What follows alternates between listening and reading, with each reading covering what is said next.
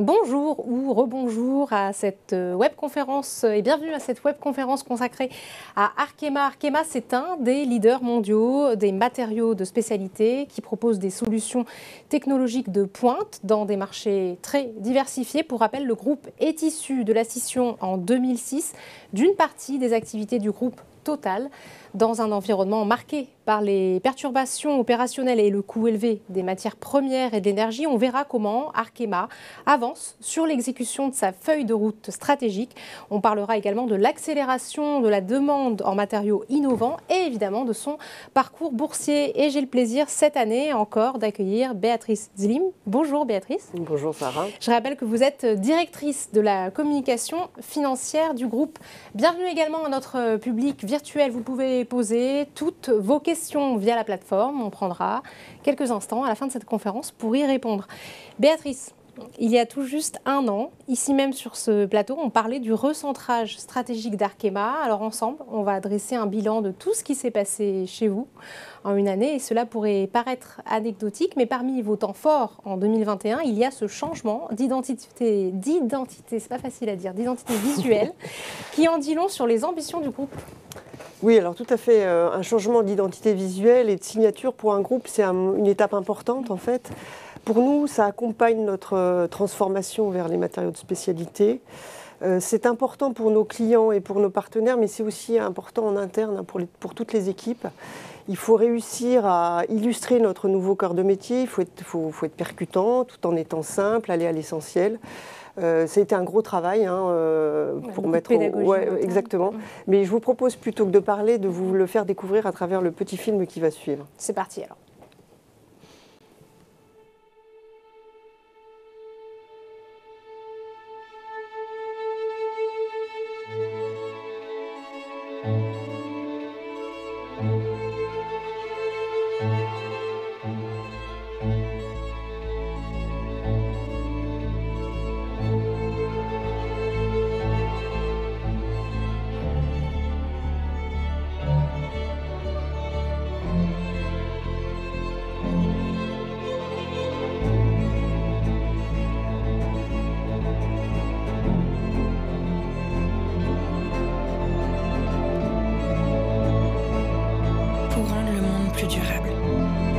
Le changement doit aussi venir des matériaux.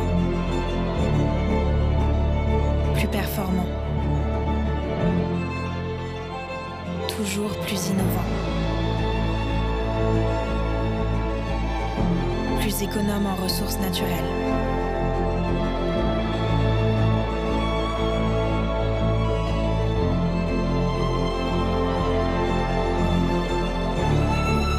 Les matériaux ont le pouvoir d'aider le monde à changer durablement.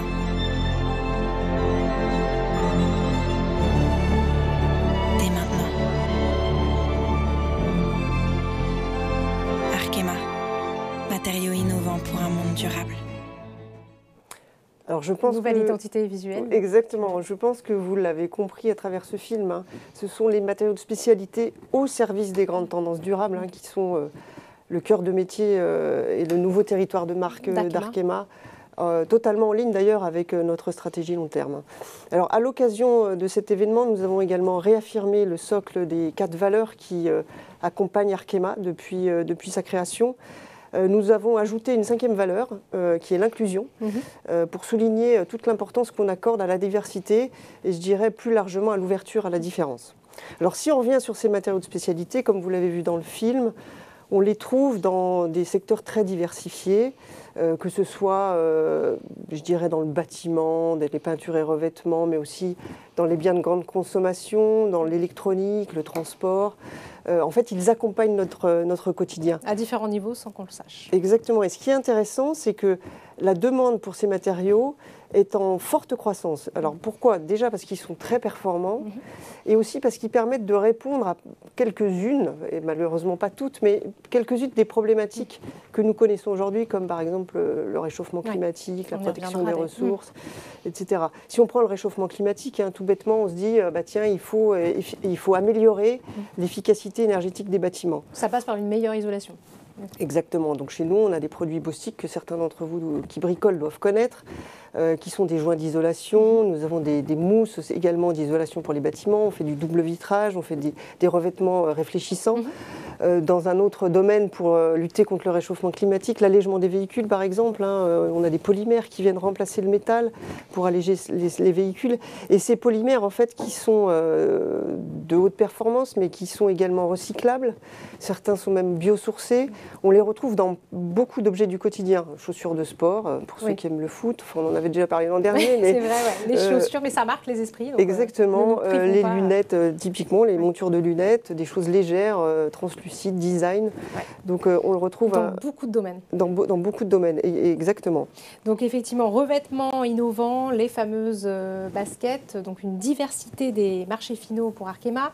Arkema, c'est aussi une très très grosse machine qui est présente dans 55 pays. Vous allez, Béatrice, justement partager avec nous quelques chiffres clés et l'occasion surtout de se pencher sur les performances du groupe en 2021.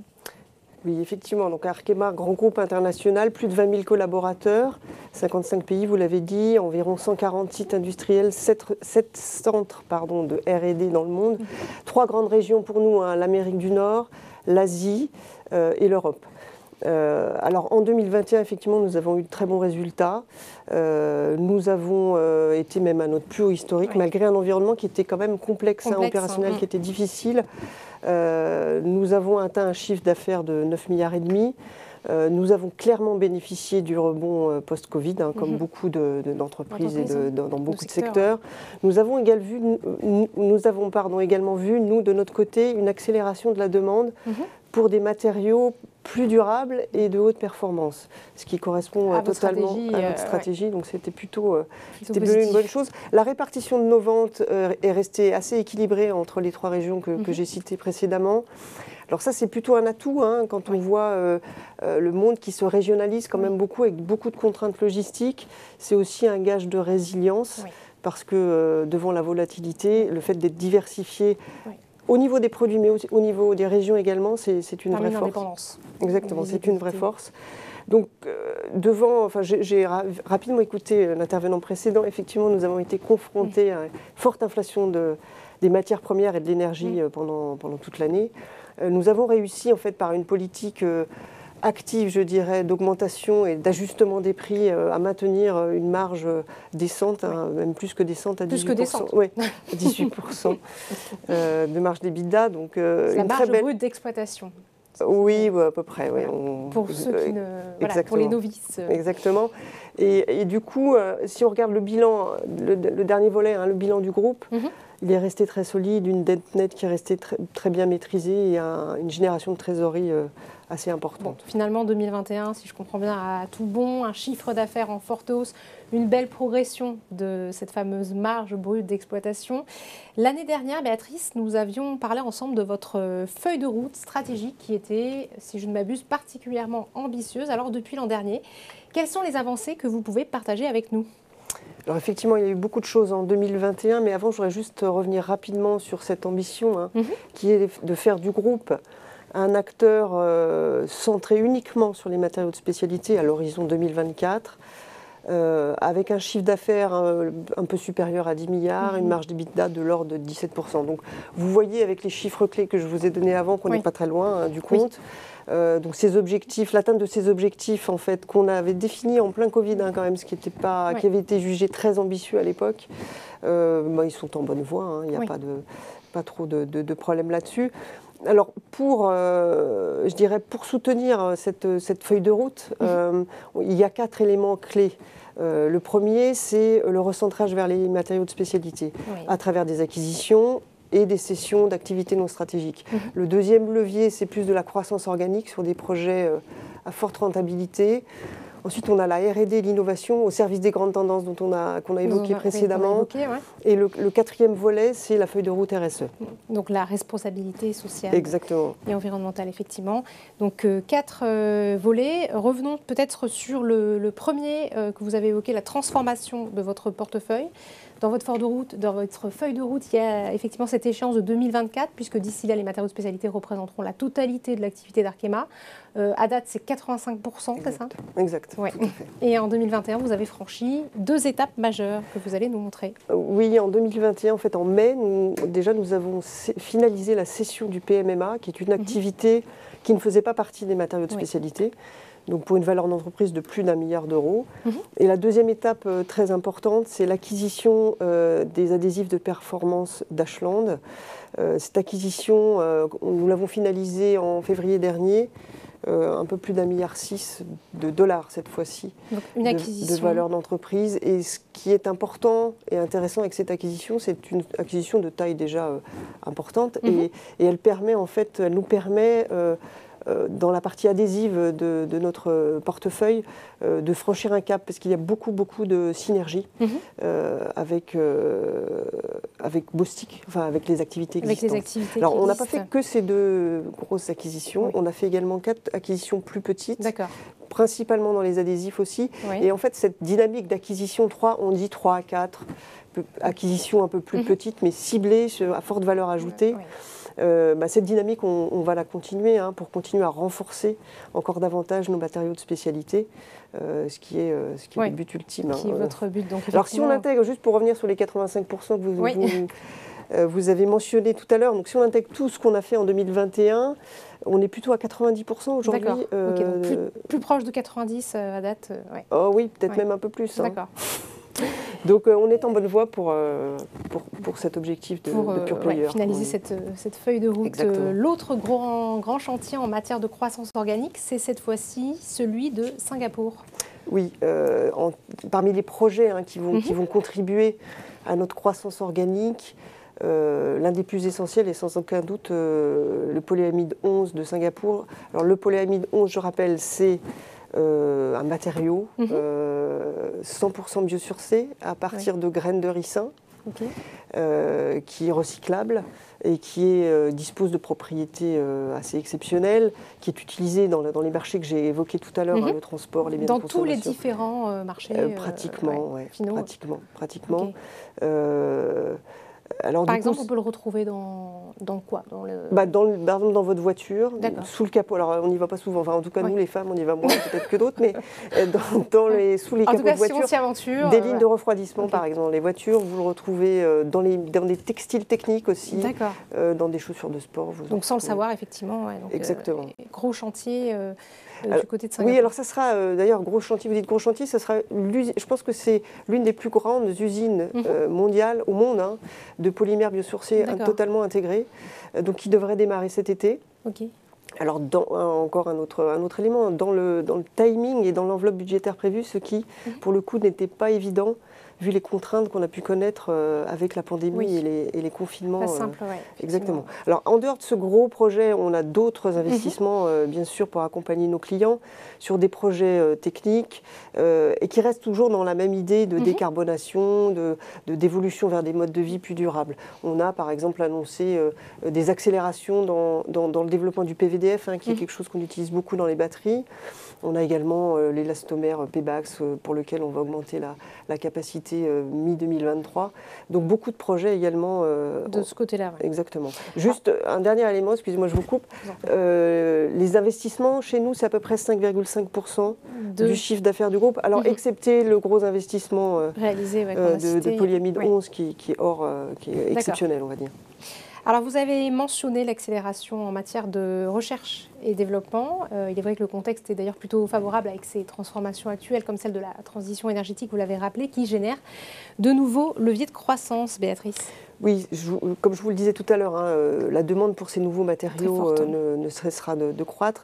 Et ces grandes tendances, elles engendrent, je dirais, des nouveaux besoins et des défis technologiques aussi. Quand on parle des batteries, de l'hydrogène, on y reviendra tout à l'heure, mais des vrais défis technologiques auxquels nous pensons, Arkema, pouvoir répondre grâce à notre R&D. Juste pour vous donner un ordre d'idée, sur plus de 220 brevets déposés l'an dernier, 90% étaient liés au développement durable. D'accord. Oui, donc effectivement, aujourd'hui, ça occupe... ça occupe la majorité, ça occupe beaucoup de la dynamique de nos équipes R&D. Donc notre R&D est organisé en 5 plateformes qui répondent à ces enjeux et nous pensons que toutes les opportunités qu'on pourrait trouver pour nos produits existants, mais même sur des nouvelles applications, devraient nous permettre de générer à peu près 1,5 milliard d'euros additionnels par rapport à 2019 à l'horizon 2030. Donc là, effectivement, on va le rappeler quand même, les différentes opportunités dans des domaines très variés, puisque habitat, électronique, etc. N'est-ce pas? Oui, tout à fait. Et alors, je voudrais moi juste revenir sur un élément qui est... Enfin, je dirais c'est pas un marché, mais c'est une tendance et c'est vraiment quelque chose qui se développe beaucoup aujourd'hui. C'est la mobilité propre, on entend beaucoup parler. Les batteries. Dans les batteries, c'est vrai que c'est un domaine qui est en pleine expansion. Nous, en tant qu'Arkema, nous fournissons des composants qui vont directement dans les cellules électrochimiques des batteries. Mais nous participons en fait un peu à tout l'écosystème des batteries, que ce soit par exemple avec les adhésifs pour assembler les cellules, avec nos polymères dont on a parlé tout à l'heure, pour les lignes de refroidissement. Alors dans les voitures, c'est aussi pour les batteries, c'est également pour le pack batterie. Et là, on revient une nouvelle fois sur le sujet de l'allègement pour limiter la consommation des véhicules. On a beaucoup de... Pardon, je vous en prie, allez-y. On a beaucoup également de partenariats pour, vous le voyez sur ce slide, pour développer les batteries du futur. Et nous pensons qu'on devrait pouvoir générer, tout produit confondu chez Arkema, 1 milliard d'euros de chiffre d'affaires dans les batteries à l'horizon 2030. 2030, d'autant que ce que je voulais dire, c'est qu'en 2021, c'était un segment qui a porté la croissance. Exactement, oui, il y a eu une énorme croissance en 2021. Oui. Alors la mobilité propre, ça n'est pas que les batteries électriques, c'est aussi l'hydrogène qui est en très forte accélération. Avec le plan européen notamment, exactement. Beaucoup de financement de ce côté-là. Oui, on attend beaucoup. Alors nous, en tant qu'Arkema, on peut être présent à différents niveaux de la chaîne. Je dirais à ce stade, le domaine dans lequel on est le plus pertinent, c'est sur les réservoirs. Parce que les réservoirs d'hydrogène nécessitent des matériaux qui soient très performants parce qu'ils sont soumis à des très hautes pressions, à plusieurs centaines de bars. Et en même temps, ils doivent rester légers, une nouvelle fois. Oui, donc forcément, contraintes supplémentaires. Donc là, on a parlé de mobilité propre. C'est peut-être l'occasion de faire un point sur l'avancée de vos engagements en matière de RSE, le fameux acronyme, je le rappelle, qui désigne la responsabilité sociale et environnementale. Et sur ce sujet, Arkema, en tant que chimiste, a évidemment un rôle à jouer. Oui, effectivement, la responsabilité sociétale d'entreprise, c'est quelque chose qui devient incontournable et c'est plutôt une très bonne chose. C'est vrai que les évolutions, les nouvelles attentes sociétales nous obligent et c'est très bien à nous adapter et à en tenir compte dans notre développement stratégique. Alors, comment on travaille, nous, côté Arkema, en fait, on a défini un certain nombre d'orientations et d'actions RSE. Nous en validons régulièrement la pertinence auprès de nos parties prenantes, que ce soit nos clients, nos fournisseurs, nos partenaires, nos investisseurs également, ou même les représentants des territoires dans lesquels nous sommes implantés. Et en fait, il en ressort comme enjeux les plus prioritaires aujourd'hui. Alors d'une part, la sécurité des personnes et des procédés, ainsi que la réduction de notre empreinte environnementale. Sur les sites, évidemment. Exactement. La réduction de l'empreinte environnementale de notre activité. Donc, qui sont des sujets sur lesquels on travaille et on progresse. Et le deuxième volet, c'est la contribution à un monde plus durable. Et ça s'articule autour de trois je dirais, enjeux sur lesquels on travaille également. C'est le plan climat, donc la réduction des émissions de gaz à effet de serre, l'économie circulaire et l'offre de solutions durables. Donc effectivement, et pour tous ces enjeux, nous avons... On continue, on a défini des indicateurs avec des objectifs assez précis, précis à l'horizon 2030, on va me dire que c'est loin, mais c'est... Pas tant que ça au final. Oui, puis c'est des choses... C'est une industrie de temps long, la chimie, donc on ne peut pas tout changer. Effectivement, ça prend aussi beaucoup d'années pour mettre en place de nouveaux process. Et d'ailleurs, concrètement, en 2021, vous avez continué de progresser sur de nombreux indicateurs, que ce soit l'exigence en matière de sécurité, on l'a dit, ou sur l'engagement pour réduire vos émissions de gaz à effet de serre. On le voit sur cette slide. Oui, effectivement, nous avons progressé Mais ça ne nous empêchera pas de continuer. C'est-à-dire qu'il faut quand même qu'on continue nos efforts, même si on progresse tous les jours. Je voudrais juste revenir alors, sur les trois piliers là, qui sont sur ce slide au niveau de la sécurité. Hein, au poste, ce qu'on appelle la sécurité au poste de travail, là, qui est de 1 accident par million d'heures travaillées. On figure parmi les meilleurs de l'industrie, donc ça c'est plutôt une bonne nouvelle et on reste à ce niveau très élevé. On s'est fixé un objectif de 0,8 qui est vraiment très exigeant. Très ambitieux. Ah, oui, c'est déjà 1. Maintenir 1, c'est déjà énorme. Après, sur la sécurité... Parce qu'en moyenne, sur l'industrie, on est quand même plus... alors, en moyenne, sur l'industrie, comme je ne veux pas vous dire de bêtises, je ne vous répondrai pas, mais sachez que quand Arkema a été créé, il y a une quinzaine d'années, on était au-dessus de 10. Oui. Donc, donc effectivement, on voit quand même en 15 ans le chemin parcouru par les exactement. équipes. Et ça, c'est Arkema sur les sites. Donc, c'est les agents Arkema plus les sous-traitants. Oui, c'est plus tout les sous-traitants, ça on l'oublie. Enfin, voilà, il faut quand même le mentionner. C'est y compris les sous-traitants. Alors, il y avait un autre domaine sur lequel il faut qu'on progresse, c'est la sécurité des procédés. Nous avons un peu mis l'accent là-dessus en 2021. Alors, on a progressé, on est passé de 4 à 3,1 accidents. Enfin, incidents, parce que c'est pas... Incidents, c'est ça. Des incidents, ça peut être une fuite d'une vanne, des choses comme ça. Okay.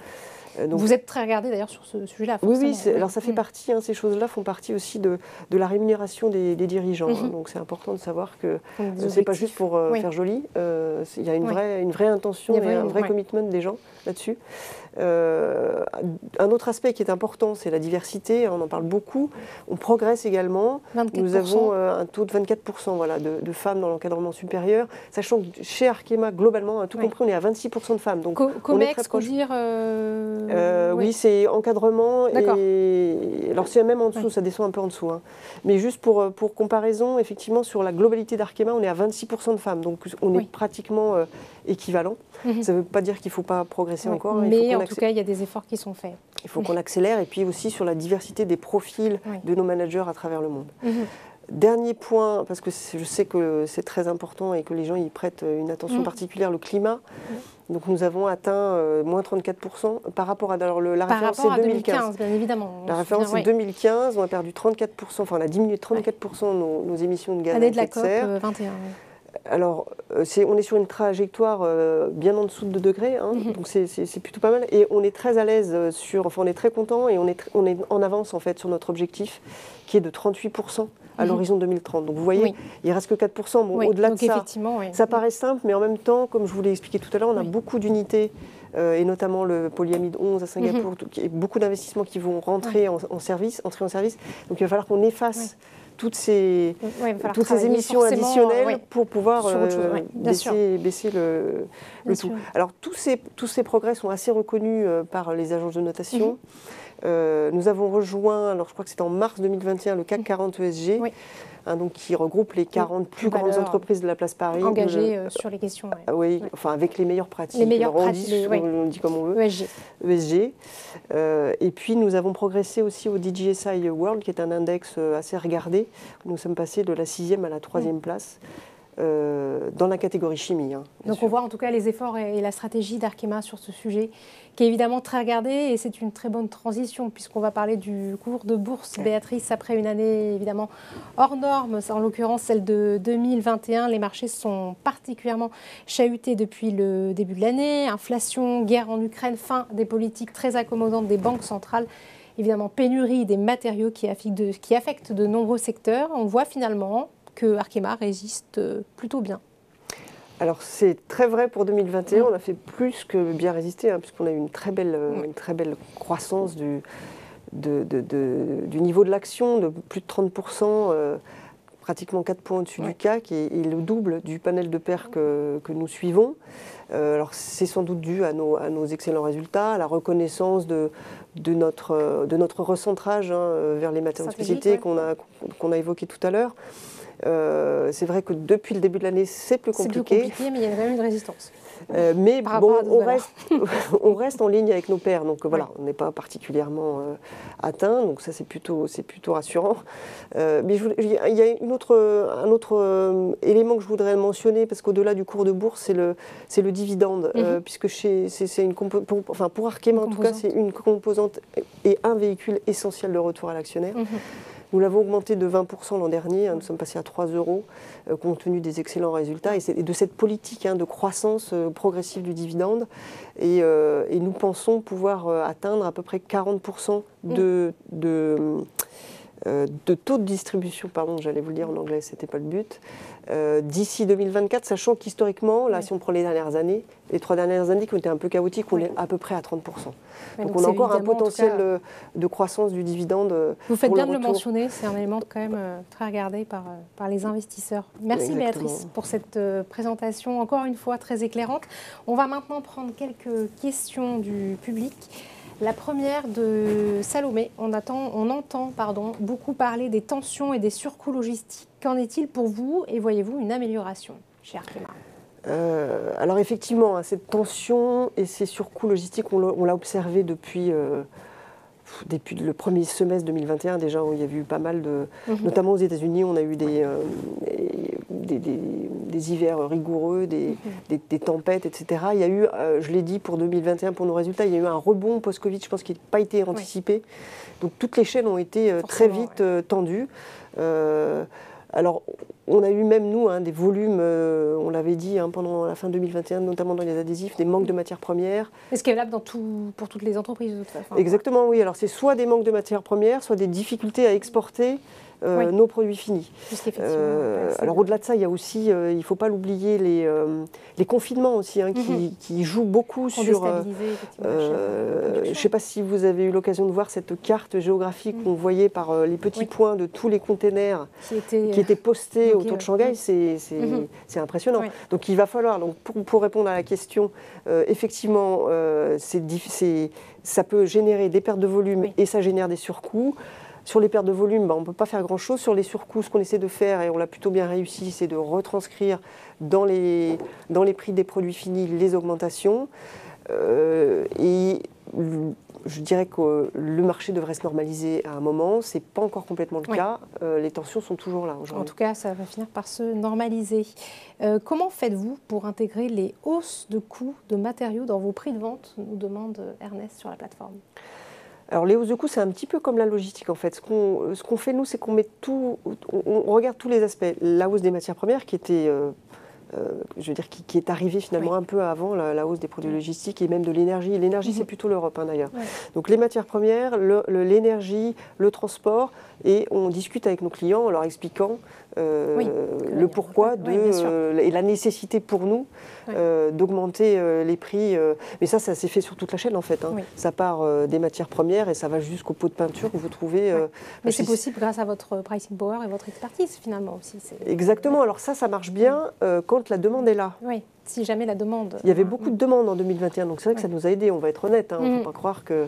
Donc c'est sûr que si la demande commence à baisser un petit peu, les prix vont baisser, mais tout va rebaisser, donc finalement, mécaniquement, vous y retrouvez. Bien sûr. Donc il y a un décalage qui squeeze plus ou moins les marges, mais à la fin des fins, tout le monde s'y retrouve. Alors tout autre sujet pour conclure la conférence, Jean nous demande qu'apportent vos matériaux dans les véhicules à hydrogène ? C'est une excellente question. Je l'ai évoqué rapidement tout à l'heure. Dans le véhicule à hydrogène, pour l'instant, là où on voit notre valeur ajoutée, c'est sur les réservoirs. Donc les réservoirs, en fait, il y en a plusieurs types. Il y a les réservoirs qui sont dans les véhicules. Il y a aussi les réservoirs qui permettront de transporter l'hydrogène dans les stations de ravitaillement. Donc il y a deux types de réservoirs. Après, je ne vais pas rentrer dans le détail, mais il y a des réservoirs à double enveloppe ou à simple enveloppe en fonction des générations. Vraiment les réservoirs en fait. Les réservoirs, donc nous, sur les doubles enveloppes, on est à l'intérieur du réservoir. On fait un liner, comme on dit, en polyamide 11, dont je parlais tout à l'heure, qui est imperméable à l'hydrogène, donc pour éviter les fuites, par exemple.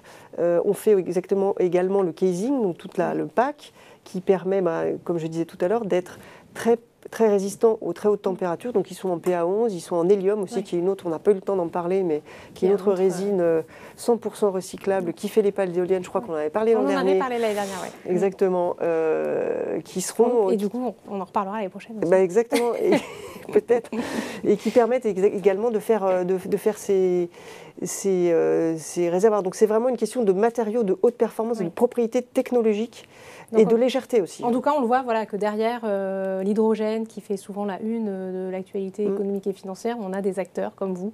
Exactement. Et après, en dehors des réservoirs, vous avez les piles à combustible après, qui permettent de transformer l'hydrogène en électricité dans les voitures. Et là, on travaille également. Là, on a aussi notre carte à jouer là-dessus. Donc beaucoup, très fort potentiel. Grand volet en tout cas. Exactement. Merci Béatrice pour cette conférence. Merci à vous. Voilà, merci de nous avoir suivis. C'est la fin de cette webconférence.